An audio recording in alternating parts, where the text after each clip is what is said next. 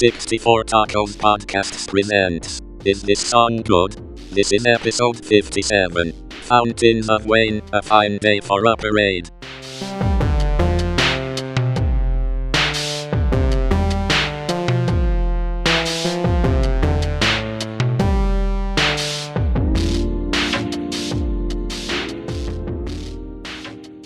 Hello and welcome back to another episode of Is This Song Good?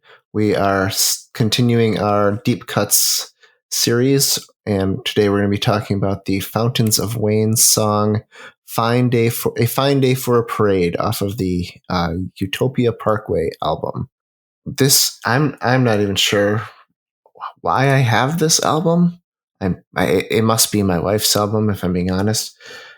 The singles off of it are Denise, which is a kind of cool song, Red Dragon Tattoo, and Troubled Times, which I don't know if I've ever heard. I think, if I'm not mistaken, Fountains of Wayne is most famous for Stacy's Mom. Yep. Is that the right band? Yep. Okay. It was the previous album, I believe.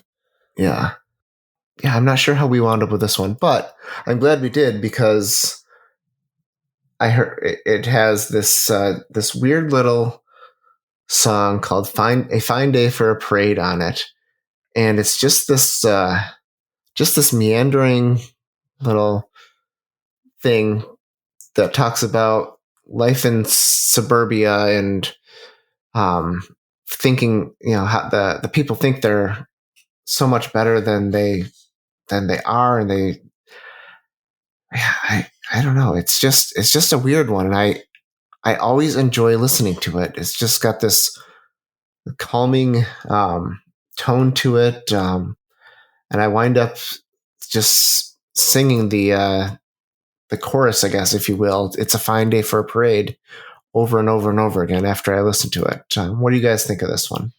Well, I never spent too much time with Fountains of Wayne. So I other than the radio songs, I was not super familiar with them, and yeah, this one is very interesting. I like I can't even tell if it's like a piano or a xylophone, but the little melody that sort of goes along with the bass and drums, at the beginning and then throughout, it's really nice, and I really like the sonic layering. How there's kind of like some background kind of ambient type of keyboard stuff going on, and the EBO guitar solo is amazing.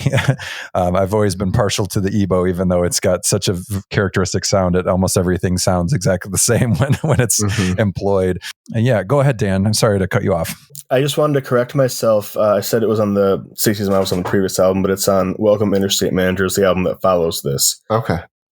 I assumed that was their first. Which is exceptionally weird, because why would I have this album and not the one that Stacy's Mom was on? Yeah.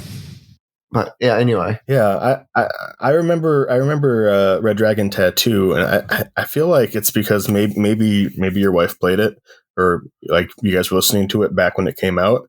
Yeah, probably. I remember that song, but I don't know this album at all. But yeah, it's a nice sort of it sounds slightly medicated, which actually kind of makes sense with some of the themes of the song. Lyrics, yeah. Yep. But yeah, the little details jumped out to me too, Zach. The little I don't know, marimba or keyboard or whatever they're using to make that sound that sort of goes at the beginning, and the EBO solo. Those kind of give it a little wrinkle.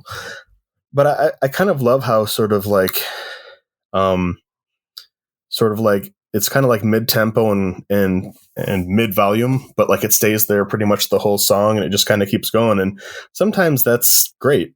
Like sometimes you want a dynamic song, and sometimes you just sort of enjoy what it sounds like enough, and like the singing is really good, and the lyrics are clever and interesting enough, and I really like this song. It makes me think that maybe I should I should spend more time with this album, or like regretfully, maybe I should spend more time with Fountains of Wayne. I know you hate to say it, right?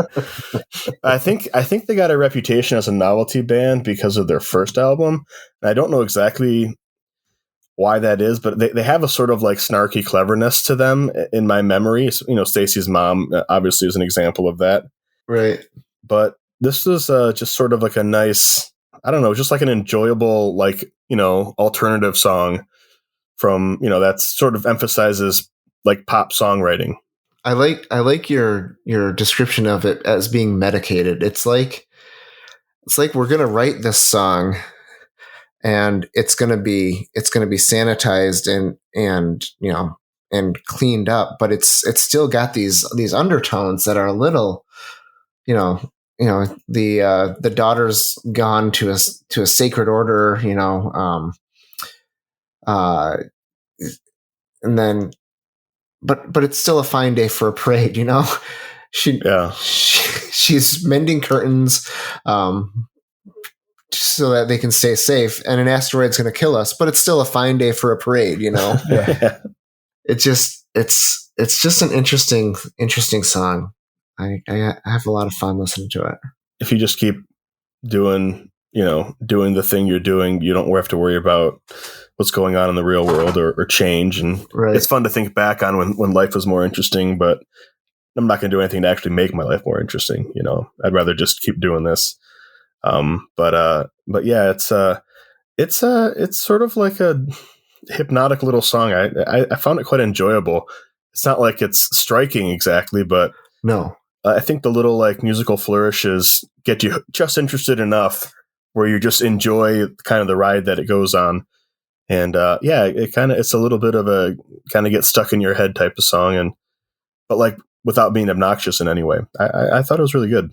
Everything's great in suburbia when you've got Xanax. Exactly. Yeah. Or your wine, Yeah. Or what is the person drinking? It's because beer is so suburban. Oh, she clears her head up with bourbon because beer is so suburban.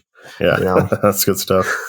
I can think of a couple of people who like to drink their way through their lives. A couple examples come out, but yeah, a really good song. I liked it.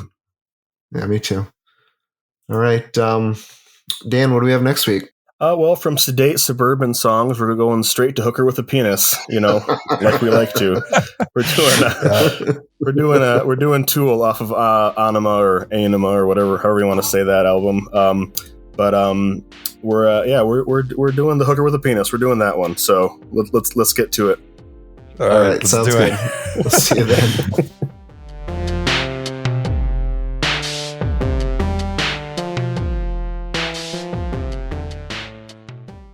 I caught it on audio.